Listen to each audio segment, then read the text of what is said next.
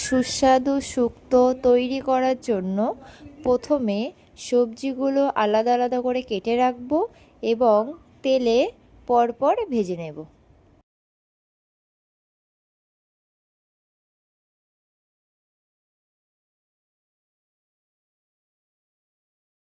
রাঁধুনি ভেজে নেব।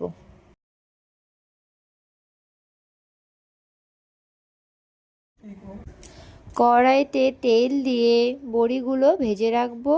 এবার ওই তেলে পাঁচফোড়ন, আদা বাটা, রাঁধুনি বাটা দিয়ে একে একে সবজিগুলো দিয়ে দেব।